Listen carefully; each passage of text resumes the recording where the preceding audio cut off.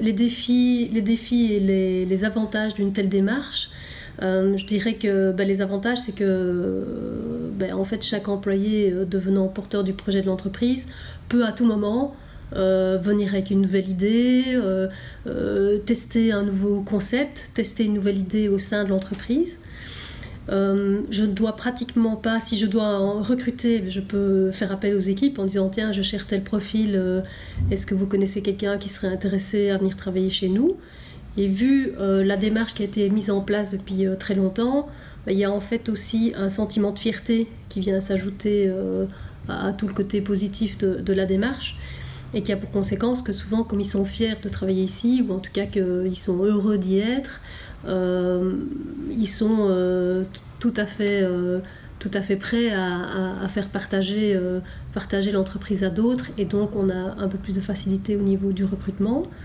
Ça permet aussi, j'ai très peu de turnover, donc j'ai peu de départ en fait. Les gens qui adhèrent au processus ont tendance à rester sur du très long terme, ce qui est un avantage aussi dans un métier comme le nôtre, parce que ça permet de fidéliser aussi auprès des clients. Donc si je mets une équipe en place, je la mets pour un certain temps, je ne dois pas faire des changements tous les 3 mois ou tous les 6 mois parce que j'ai quelqu'un qui est parti.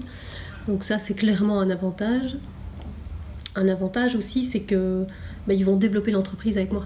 Et donc l'entreprise s'est développée depuis 2009. On est quand même passé d'une vingtaine de collaborateurs à 45 fin 2015, avant de vendre l'entreprise et de fusionner avec une autre agence.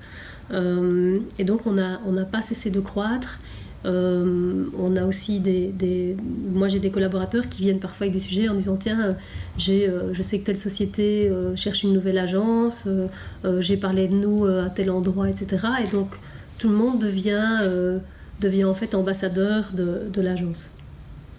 Ça, c'est pour le côté avantage. Alors il est clair que tout n'est pas toujours tout rose, et que les défis, c'est que c'est un processus qui demande de remettre l'outil sur le métier continuellement, parce que c'est clair que dès qu'un problème survient, on a tendance à dire on va mettre plus de processus, plus de contrôle, et c'est certainement ça qu'il faut éviter. Il faut rester gardien du temple d'une manière ou d'une autre sur le processus qui a été mis en place il y a quelques années.